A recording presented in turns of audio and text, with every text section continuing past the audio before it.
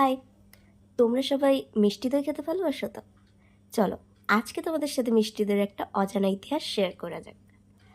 1800 খ্রিস্টাব্দে কলকাতার সুরিয়া মোদকের ফ্যামিলি থেকে প্রথম মিষ্টি দইয়ের কমার্শিয়াল বিজনেস শুরু হয় বলে তারা দাবি জানায়।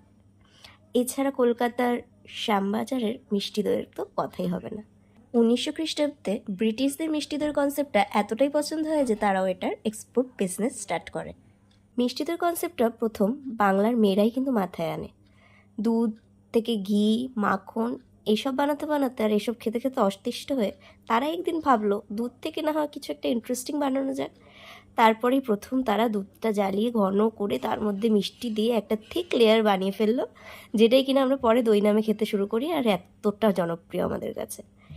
এই দইটা মূলত মাটির পাতিলে পাতা হয়, কেননা মাটির পাতিল জলটা অনেকটা টেনে রাখতে পারে আর ঠান্ডা থাকে, যার জন্য দই অনেক দিন ভালো থাকে। তো দইয়ের ইতিহাস নিয়ে তো এতক্ষণ বললাম, তাহলে এবার একটু বলি দইটা কীভাবে বানালাম।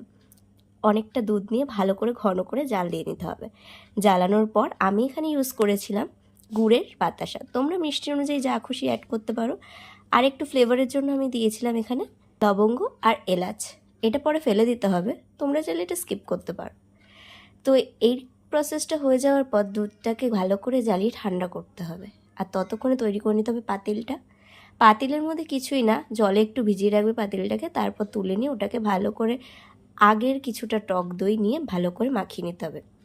তারপর ঠান্ডা করা দুধটার মধ্যে টক দইটা দিয়ে কিছুক্ষণ নাড়াচাড়া করে পাতিলের মধ্যে সেট করে নিলে ব্যাস রেডি তোমাদের ডেলিশিয়াস মিষ্টি দই।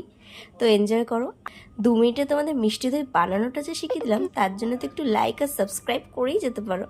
চলো টাটা, বাই।